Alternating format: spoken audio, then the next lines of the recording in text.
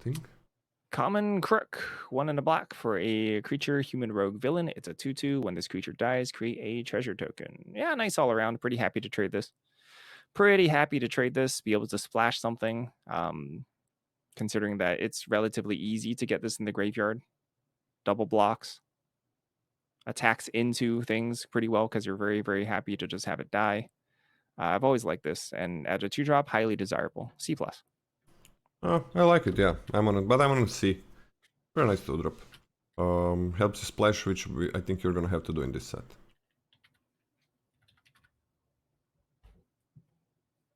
Merciless Enforcers for 1 and a black, it's a 2/1 lifelinker. And for 4 mana, this creature deals 1 damage to each opponent. And you gain 1 life because it's a lifelinker. Not the best carrier for modifying things, because, well, it's a 2/1, you need to put 2 counters before it starts trading up. When it's a 3/2, it still trades with 2-drops. But I think it's decent, it has a late game effect, so why not? Sure, a decent 2-drop. I'm on a C or a C-. I think C- is okay. I'll go C. It is kind of nice to have that sort of life swing, right? In the sort of late game. It's one of those things where I'm pretty happy trading it off early, but I'm also pretty happy if it lives. So I hit 8 mana and just start sinking. Because drain to a turn, even if it takes your whole turn, if you top deck a land, is not nothing. Oh. It's been pretty good. Yeah, C for me. Okay. Scorpion Sting for 1 and a black. Instant, target creature gets -3/-3 end of turn. Beautiful. Amazing card. Always amazing card. Kills all 2-drops, kills basically all 3-drops, and it doesn't stop there because it acts as a combat trick. It's amazing. B- easy. Yeah, B- for me as well. This is Clandestine Work. 2 and a black for a sorcery, surveil 2, then draw 2 cards. You lose 2 life. I don't really think this is ever... It really depends, I suppose, on the speed of the set. Yeah. And I think the set's going to be a little bit faster than what I think Lola's been saying this entire set review. It is a decent amount of value. Like surveilling 2 before drawing 2 cards is actually quite powerful. Like get rid of 2 cards that you don't want, or make sure you secure cards that actually matter in the late game. Quite nice. Losing 2 life, also painful. But it's a decent amount of value. In terms of a divination, in terms of being able to, like, for example, hit your 4th land drop consistently, this does it very, very well. So I'm giving this a C-. I actually think it's pretty decent.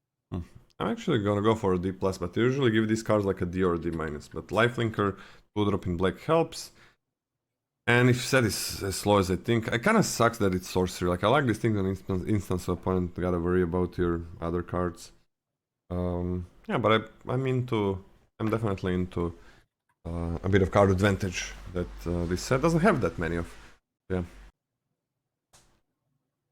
Backdo. Midnight Hunter for 2 and a black. It's a 2/2 flash with flying.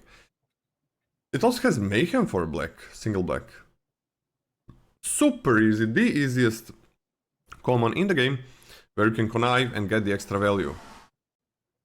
Which is, I think, huge. It also has flash, so you can use it on instant speed on the opponent's turn. This feels pretty huge to me for those conniving decks. 3 mana 2 to flash flyer, not very good, but a single black for Mayhem, I'm definitely into it. I think this card is a C because of that. This card's a B. A B? Yeah. Oh, it actually is a B. Yeah. Yeah, it's a C though. C though. Oh, Scotty. Oh. I was hoping I could get you more with that. That is very good. That is very good. Bane marked Leonin for 2 and a black. It's a 2/3 with that touch. When this creature enters, mill 2 cards. Not happy, not happy, not happy. He's a villain. Trades with anything. Not very happy. With a 2/3 that toucher these days. Mill 2, well, I guess it's good with that fucking hexproof guy, so I can see it being okay there. I'm just gonna give it a D+. It's fine filler. I'm also on a D+. There's a pretty consistent trend, and I actually don't recall exactly if this continues through red or green, but the 3 drops commons all kind of suck. They're all, like, not very good. And I wonder if that's on purpose. They like feel below rate for a normal common that they design. 3-drop wise. Like nothing Like feels there was aggressive. the web slinging one in white, there was the conniving one in blue, and then there's this one in black. They're all like kind of under rate 3-drops. So They are not aggressive as well. Kaldaya Brawlers. 3 and a black for a creature human rogue villain. It's a 3/4. Discard a card. This creature gets +1/+0 and gains menace until end of turn. Activate only as a sorcery. Yes, Mayhem. That's the joke, right? In terms of enabling Mayhem, I would prefer something that connives to draw me a full card instead of like this 4-drop, then have to untap and then play my Mayhem cards already still on curve for the most part. Yep. So I'm not in love. No. I don't think this is particularly good nor desirable. This is a D for me. D from me as well. It's also a 4-drop. And I want to enable my conniving a bit sooner. And yeah, sorry, conniving, my Mayhem. Yeah, it's exactly that. Like, it looks like, oh my god, free Mayhem? That's so easy. Oh, that's so good. But what do you get from it? You just pay the Mayhem cost. You don't get the extra card, you don't get the extra creature, nothing extra. Just pay the cost, which is slightly reduced. Attacks! Gift of Malice for 4 and a black. It's a 4/5 legendary with Death Touch. For 2 and a black, exile this card from your graveyard, put 2+1/+1 counters on target creature against Death Touch until the end of turn. Okay, 5 mana, 4/5 Death Touch, not in love. I hate the 5-drops without ward or fucking hexproof for some reason. That are single bodies. Single bodies are problem on 5-drops. Now this can also put counters on, so it's kind of nice that it has renew, but I don't think it's enough. The body is shit. I don't think effect really sells it. It's kind of cool to discard this. So kind of okay with connive. Legendary also is a problem. So I think I'm just gonna be on D for this one. I'm slightly more optimistic about this, buddy. It is kind of nice to connive it away if you have one on the battlefield already, and at least Death Touch. Well, I guess it's a 5-drop, so it doesn't really care too much. But yeah, I think for 5, I do think it's like worth 5 mana, for it to trade off and then do something from the graveyard. D+. Okay. This is Damning Caress. 4 and a black. Sorcery. This spell costs 2 less to cast. If you control a villain, discharge a target creature, you gain 2 life. There are so many villains, as we've repeated over and over again, that this is pretty reliably 3 mana, gain 2 life, which is kind of huge. Sorcery stinks. Sorcery stinks. Gaining 2 life is very good. That is very good. I do think that this is a nice removal spell that you can pretty easily fulfill the requirements for, so this is a B- for me. Oh, B-, yes. I think you are gonna have a villain. If your deck is basically only villains, I think this is a B, straight up B. But B- because sorcery gain to life is so huge on 3 mana and this effect. Beautiful card. And mana value is 5, by the way. That's true for all those things I care about. 4 CMC great or 4 mana value greater. Aggressive Symbiosis. This is uncommons now. Oh, that's the last common? Okay. That was the last common. Aggressive Symbiosis for 1 and a black, enchant creature. Enchant creature gets +1/+1, has menace, and is a symbiote. That doesn't mean anything, in addition to its other types. I think that literally means nothing. Except flavor. Sorry, what's Cody? I did not say anything. Oh, okay. You may cast this card from your graveyard by discarding a card in addition to paying its other costs. So 2 mana, slight advantage with Mayhem? Menace +1/+1 for 2 mana is really bad. The fact that you can do it from your graveyard and use Mayhem is kinda cool. I think this is what my aggressive decks want. And I don't think this is definitely not what my lower decks want. So I'm just gonna give it a D. I think I'm on a D as well, except that I really want the play pattern to be discard this to like connive or something, and then discard a Mayhem card to put this into play, and also my Mayhem. Like if I'm not doing that relatively consistently, I don't want it. But I do think that this has a pretty high upside. Yeah, I agree. Like that sequence is reasonable. It's pretty reasonable. It's like a totally playable, maybe above average card. But you definitely want to normally, discard no. it. Yep. I don't want to pay 2 mana to put this on the battlefield. Yep. Or like, initially. But I would rather connive the Mayhem cards. Way rather connive. Yeah, this is interesting. This is Miasmic Mist. 1 black for a sorcery. Mayhem, 3 and a black. All creatures get -2/-2 until end of turn. If the spell's Mayhem cost was paid, creatures your opponents control get -2/-2 instead. This is I think the one that people might get most disappointed by, that they discard this on the opponent's turn and find out that they can't cast it. This is a sorcery. Don't try to do that, because it won't work. It'll be terrible. It'll just go straight to the graveyard. However, giving -2/-2 to all of your opponent's stuff is pretty strong. Unfortunately speaking, it can't like blow out a combat. Like, it's not like you can attack a 1/1 into a 2/2 and then, or rather a 1/1 into a 1/3 and then, eat it because, once again, sorcery. But I think there's a reasonable amount of times where you can discard this for -2/-2 value and it's going to feel really good. That being said, I'm still not going to take this particularly highly, because I really do think you want the option to Mayhem it relatively consistently. So I think I'm taking this at like a D+. But I think it could go the upside, the ceiling rather, could be much higher than that. So you're gonna be seeing this card more than an 8-player pod. So this is gonna be a killer of aggressive decks, for example. Like even the -2/-2 to everything, but then you can do it to your opponent's things and just attack beforehand. That's gonna be trouble. What do you give it? I give it a D+. I'm actually okay with a C-. Because like, the thing about it is, if opponent is not aggressive, I think it's not gonna be that hard to just get rid of this and not Mayhem it. You can just get rid of it with connive. But discarding this like after the attacks and -2/-2 their things, that's quite a lot. That's like, all of a sudden their blocks are not good blocks. I think C- because of the possibilities that you can do with this card, and the fact that when it's amazing, it's amazing. It sounds like, of course, when a card is amazing, it's amazing. Yeah, but a lot of cards don't even have a potential of being amazing. They're just like good, bad, or whatever. But when this is bad, it's pretty bad. But I think enough conniving makes it easier to get rid of. Remorseless Coup. Remorseless Coup, 2 and a black for an instant. Put target creature on the bottom of its owner's library. You lose 2 life unless you control a villain.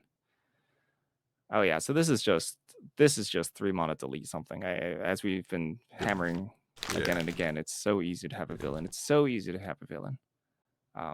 Putting on bottom, probably a little bit worse than exiling, but it's better than killing. It's certainly better than killing. But I think this is good. I think this is good. This to me also is a B-.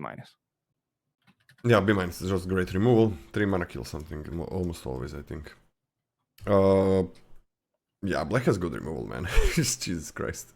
Yeah, just all good removal. Yeah. Well, would be a shame if there was a 5-drop that has Hexproof on common.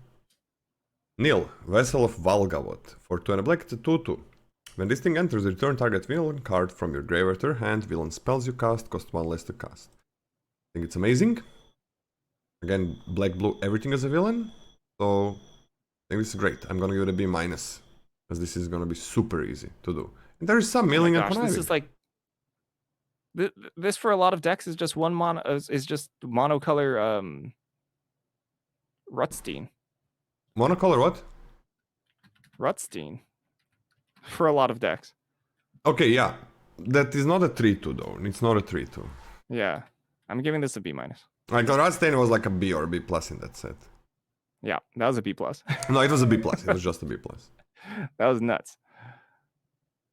Crazy. Yeah. 1 less to cast, by the way, works for Mayhem as well. Oh, yeah.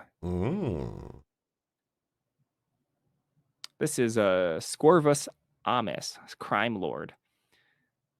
3 black, 4 mana for a legendary creature, Scorpion Human Villain. It's a 3/3 with Death Touch. At the end of your end step, or at the beginning of your end step, if a creature died this turn, target creature you control connives.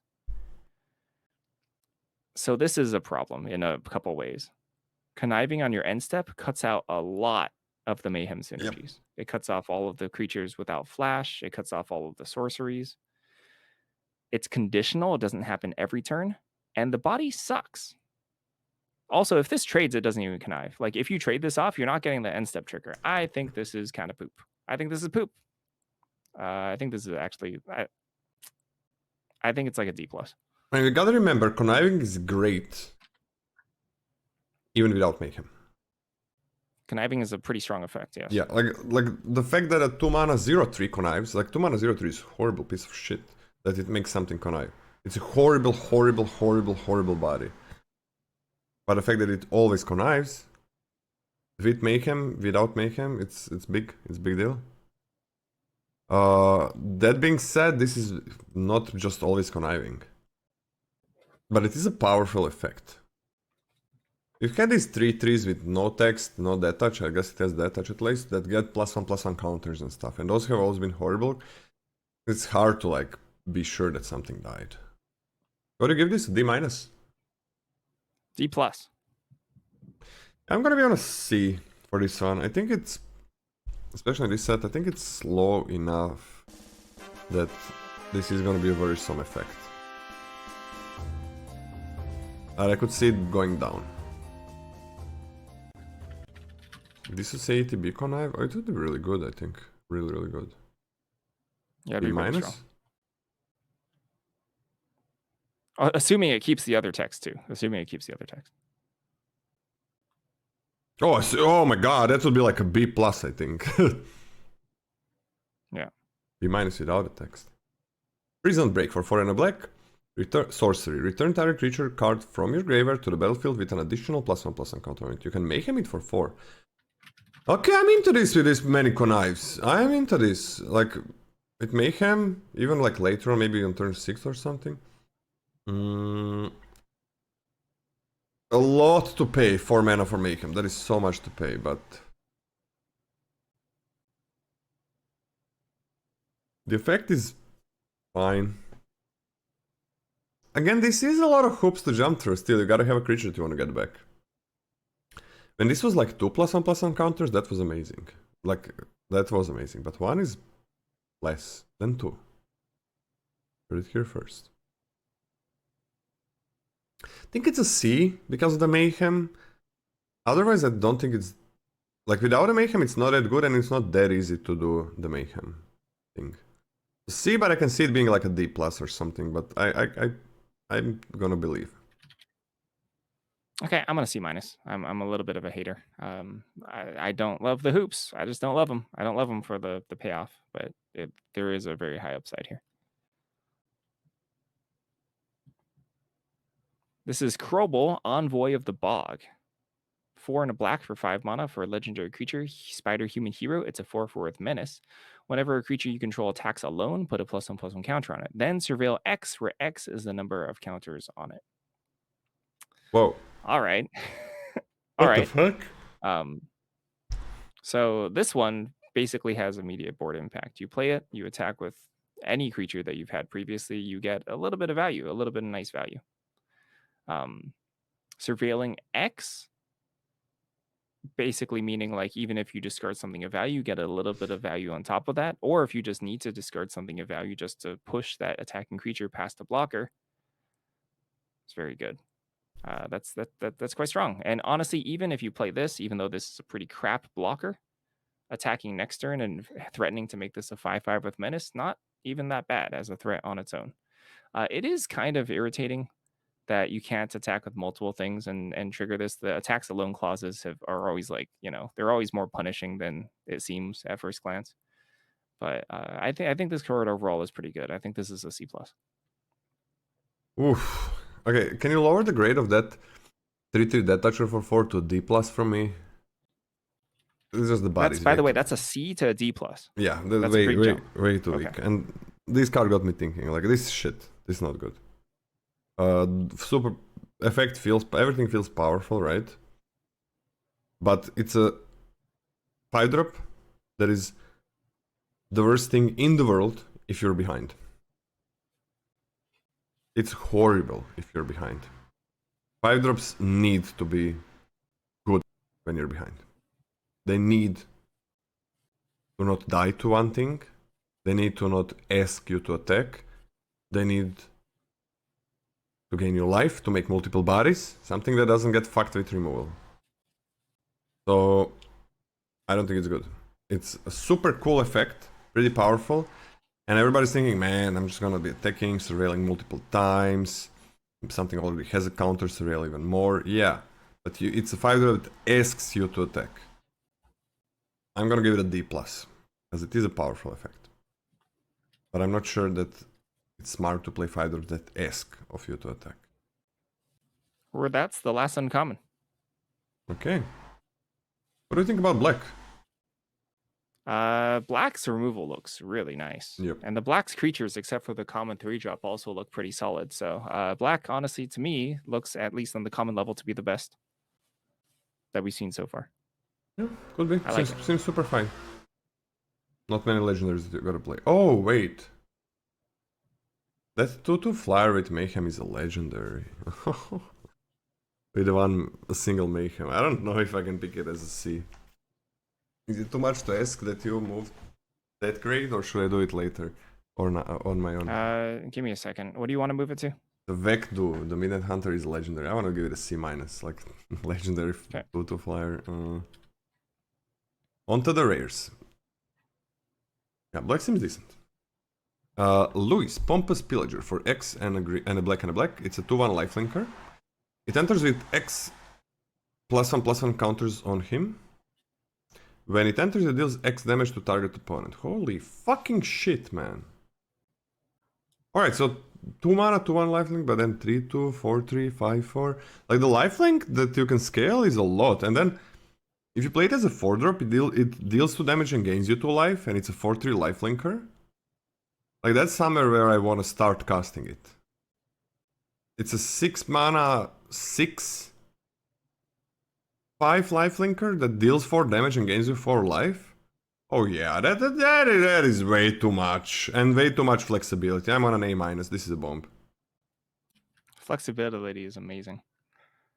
And this, oftentimes, not often, but like the very real possibility of just killing your opponent outright. It turns the race like, yeah, completely. like you can't race this. This is A- for me as well. This card is really good, really strong. I hate how many A's we've given. That makes me upset and angry. Hey, there's a lot of A's, yeah. Yeah. This is Rylex the Accursed. For 2 and a black for a legendary creature, Symbiote Soldier Hero. It's a 2/3 with Flash and Menace. Whenever another non-token creature you control dies, you draw a card and lose 1 life. This is a Flash 3 toughness creature. Yep.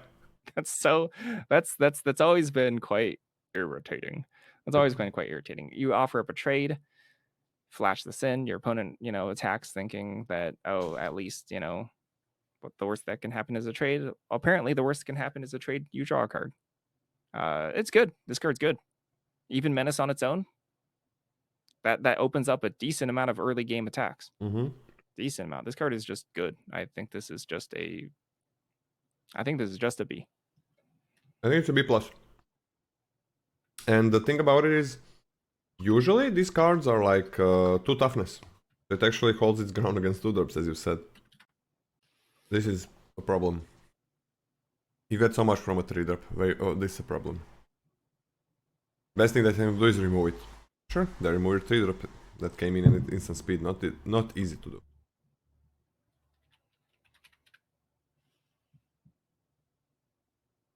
Duskmourn's Claim.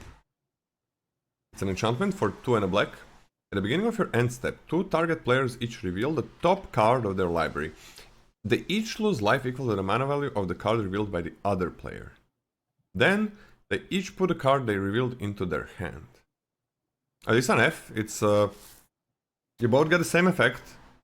and you lost a card that didn't. So opponent is always ahead. You lost 3 mana, and you both get the same effect, and they get to play that card first as well.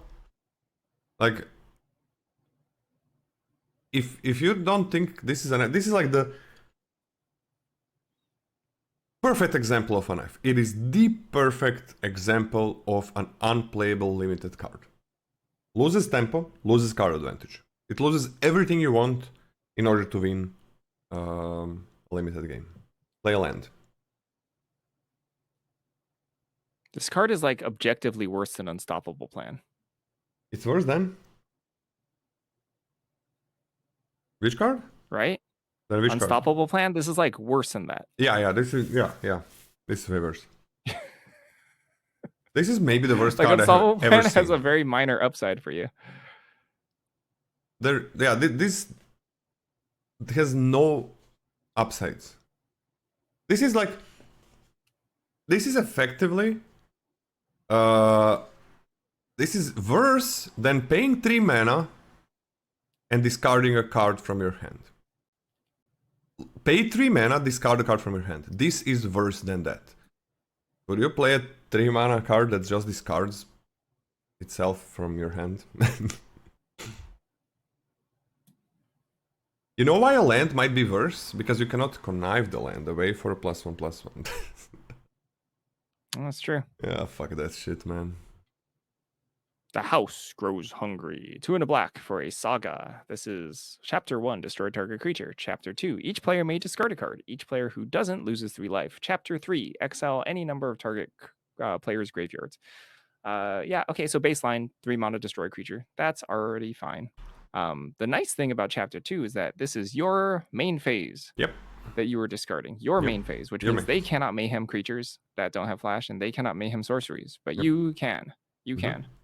And also you're in black, and they're, who knows what color they are. They're like 25%, 20% in black or whatever, but it's a little slightly more likely that you have stuff to mayhem anyway. I don't really care about exiling graveyards, minor upside. But between mostly the first and the second mode, I think this card is just good. This is a B for me. I'm gonna go B-. But it is really nice if you have mayhem, and the opponent's mayhem doesn't matter. They're probably just gonna lose 3 life or discard a card, and you can use it. So huge if you have mayhem. You decide when to play it. B-, but ceiling probably B+.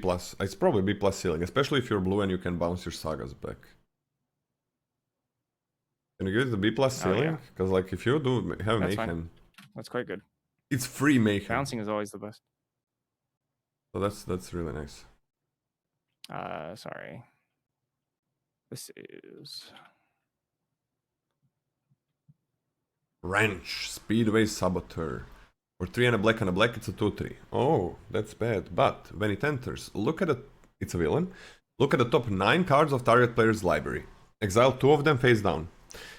Then put the rest on the bottom of their library in a random order. You may play the exile card for as long as they remain exiled. Mana of any type can be spent to cast spells this way. This is even if this creature dies, you can do it, right? Same like Dante. It is 5 mana for a 2/3. That's really bad, but it's a 5 mana for a 2/3 that draws you 2 cards. But wait, it doesn't draw you 2 cards. It does something way better, way better. It gets you like 2 best cards from your opponent's 9 cards. It doesn't matter, it's not your deck. This is not constructed. Usually it kind of matters, but this is like 9 cards. You're gonna find 2 cards that are really good for you at that point. I'm gonna just give this an A-, even though it's a 5 mana 2/3. Yeah, this is an A. This is so miserable. This is such a groan when your opponent casts this, and you're just like, oh my gosh, because you're it's actually funny because especially when they exile the top card and they're holding on to it, they exile the top card. There's been a bunch of cards like that. Your brain always naturally overreacts. They're like, oh my gosh, they took my best card off the top one. They took but now this one's true. This one's true. Yeah, this is true. They're gonna take. They actually have really good cards, and that's so miserable. It's an A-. It's really strong. This is wait, maybe it's better than that. This is better than you draw 3 cards. Like, if the effect was you draw 3 cards, this is better. Yep, that's better than that. Yep. Okay, I'm gonna give this an A then. Like 5 mana 2/3 that fucking draws you 3 cards. If this is better, it's at least an A.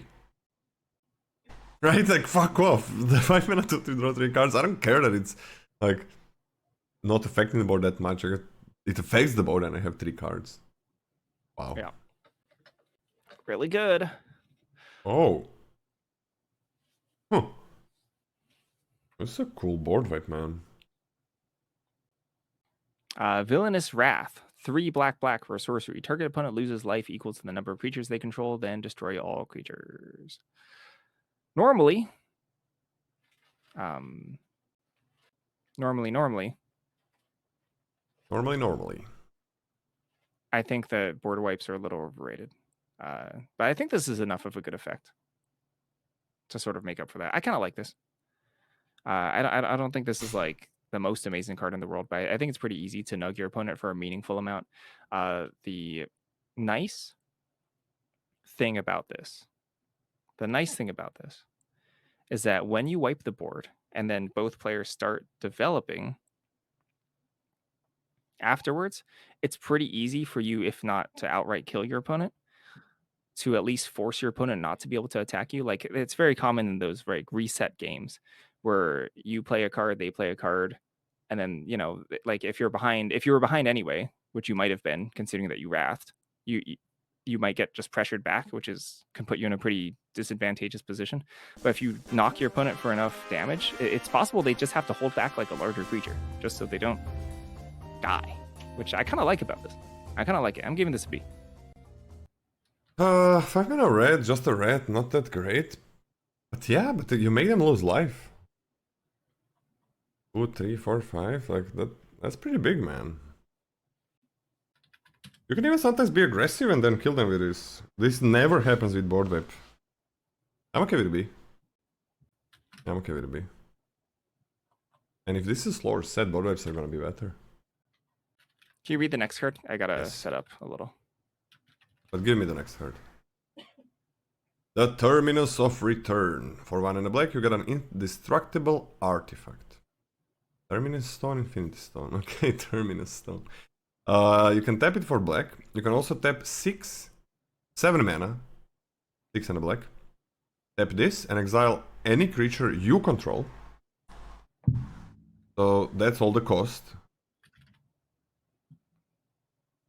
Harness of the Terminus of Return Origin. Oh, you harness this thing. Okay, you harness this thing. Alright. Jesus Christ. Okay, you harness this thing. That's obviously a keyword that we have. Or it gives it origin or the infinity there. At the beginning of your upkeep, return target creature card from your graveyard to the battlefield. Wait.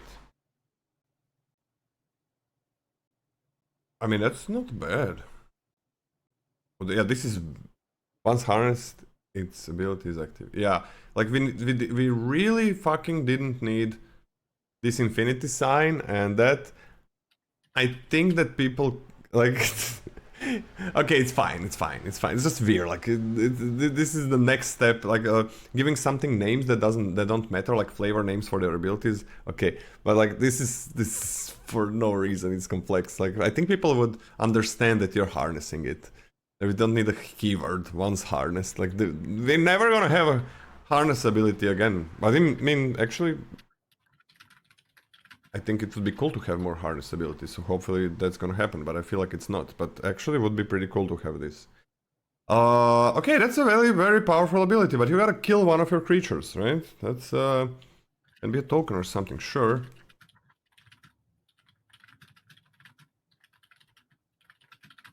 Two mana to ramp? I mean, it's okay. 7 mana is so much. I mean, I think it's fine. I think it's fine, normal card. Because this is a lot. Indestructible is huge. Absolutely huge.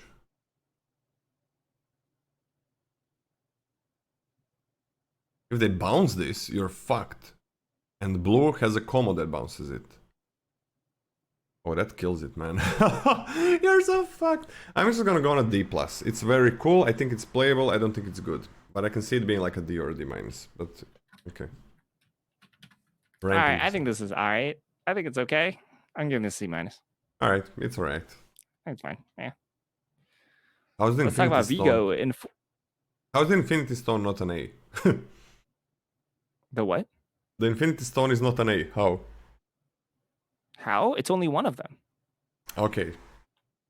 I mean, like the one Infinity Stone fit inside of shoot. I don't remember who played Jane Foster. I forgot the actress. Whatever. My joke fell flat, but it can fit inside one normal human being. Not a big deal. Well, my thing can fit inside one human being, and it's a pretty fucking big deal. All right. Vigo, Enforcer of Ig's Crossing, 2 and a black for a legendary creature, human hero villain. It's a 3/3. When Vigo enters, return target creature card with mana value 1 or less from your graveyard to the battlefield. You can pay 6 mana, 3 black, red, green, to flip Vigo. And it flips into? It flips into End of Ig's Crossing, which is a legendary creature.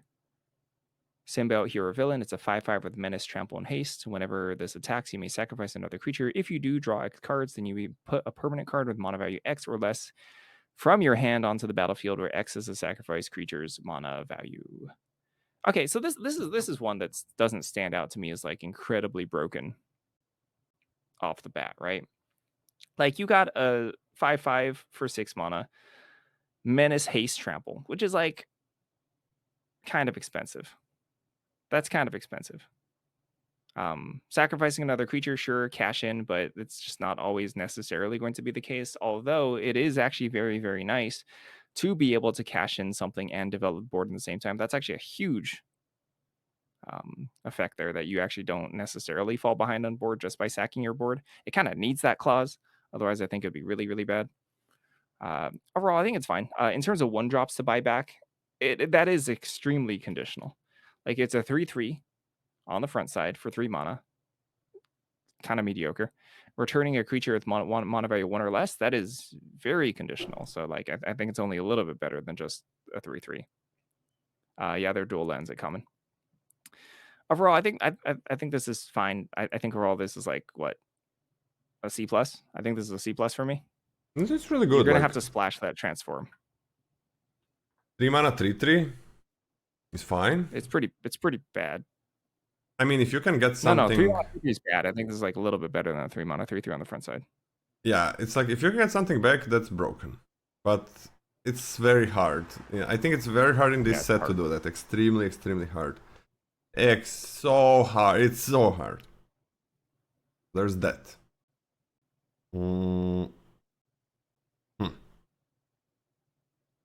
Man, but the flip side is fucking broken. Like if you, it's mana value, right? Mana value, yep. Where do you have that Yargle? What set was that? Gitrog and whatever. Yeah.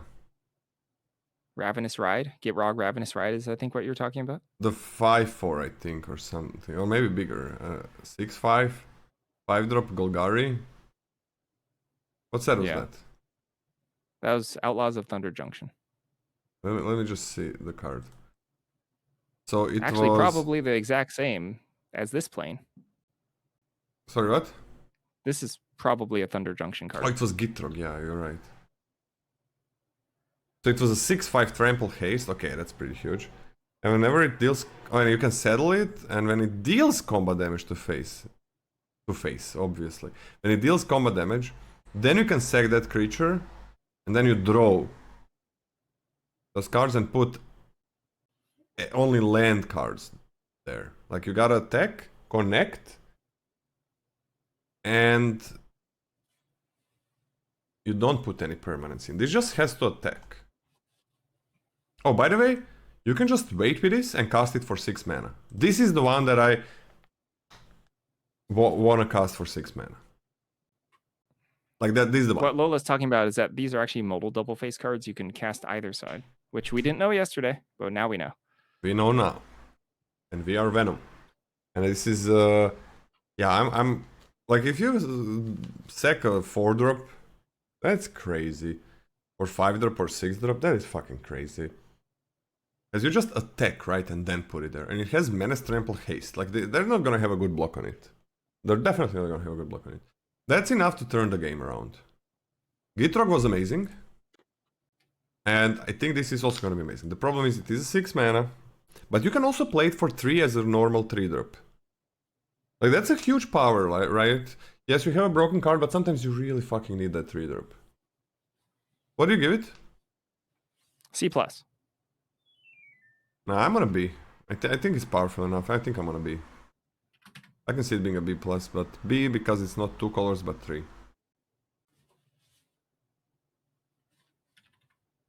Agri's the Bile Bulwark. For 3 and double black, it's a detach with lifelink, and it's a 4/4. Whenever this thing attacks until end of turn, you may look at the top card of your library anytime, and you may play cards from the top of your library. If you cast a spell this way, pay life equal to its mana value rather than pay its mana cost.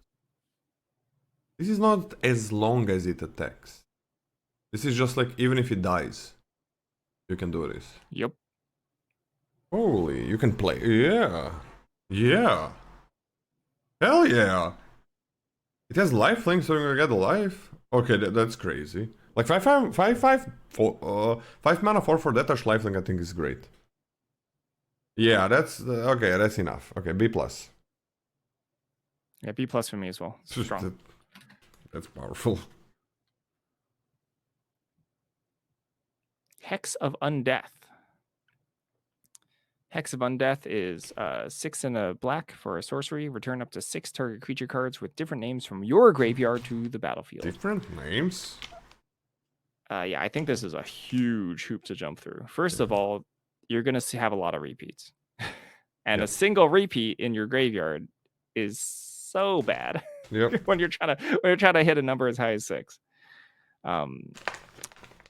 I think this is pretty garbage. Like, it's funny because it's actually, well, it's funny because you kind of want, if you dream up a dream scenario, you kind of want like those millers, a bunch of those millers on your 2-drop slot, the 1/3s, to fill your graveyard. But then you have a bunch of those millers, and then you're just going to mill 2 of them, and it's going to take even longer to get 6. I think this is an incredibly huge hoop to jump through. Incredibly huge. Wait, I lied. I'm confusing this with Hex. Okay, I confused this with Hex. You understand that, right? What is Hex? It is up to 6. Hex, you have to have 6 targets. Oh, up to. Oh no, this is pretty good. It is pretty good. It's pretty good. It is pretty good. I was like, I was so quiet. I didn't want to say anything. I wanted to hear your grade because it felt like you were gonna give it like an F or something. But and then because I like the card. I was gonna give it like a D-. I like the card. Oh yeah, this is pretty strong. Dang. Yeah, Hex is, because Hex is in this set, you know. So I got confused. But the huge part about it is it's conniving and shit, right? But this is it's pretty easy to fill your bin. It's 7 mana. 6. This is pretty strong. 7 drops, expensive, but I'm still giving this a B. I don't think it's expensive. Usually we see this as 8 mana, but it like targets everything. Yeah. But usually it's 8. 7 and 8, night and day. 8 better, no matter what the fuck is happening, it better right away win you the game. Like Ureni. Kill your opponent's board and have a 10/10 flyer with protection from 2 colors. Like that is what I want for 8 mana. This is 7. 7 is manageable. What do you give this? B. It still is quite a bit of hoops to jump through, but I think because of this set has enough like mayhem. Connive. It's gonna be super possible, but I'm gonna give it still a B-. But it does go up to like a B+ or even an A- in the right deck, I think. And I don't think you want to mill that much. I think I would rather connive and then make my creatures bigger by discarding other creatures and hitting those land drops. Like, this is a good incentive. Give me a second to defend myself. Yeah? Give me a second to defend myself. How does it make any sense to behold the Sinister 6 if there's all 6 aren't there? That makes no sense. That makes zero flavor sense. I'm complaining to Mark Rosewater. Wait. How does it make sense to reanimate the Sinister 6 if they're all dead? If not all 6 are there, it's not even beholding the Sinister 6. It's like behold the Sinister 6 at their optional work party. Wait, what are you saying, Scotty? I'm saying it doesn't make sense for you to return less than 6 creatures, because then you're not beholding the Sinister 6. But maybe you are, because like 3 of them are alive and 3 of them are dead. And then you Because get the others are still alive. Fine. All right. Okay. No, defeated by reason. This is fine, where you have 6 different legendary creatures on the card, because it's not a fucking creature, it's a sorcery, it's an event. Like if this was Behold the Sinister 6, and it's like a 4 mana 4/4 with Vigilance and Reach, like what the actual fuck is that? This makes sense, it's an event, it can have like a lot of named characters on the card. I'm referencing that hybrid Celestia card, that doesn't make sense. This for 7 mana, yeah, usually it's like, yeah, actually usually it's like 8 or 9 mana for that. And for 9 mana, the card really does need to have text, the game is over, you win. Because most of the times you are losing because you have a 9 mana card in your hand. So when you do cast it, you should win. Okay, that was the end of black, and it's potty time. Do you want to talk about black before I go pee? I think we talked about black. It's just like rares, but they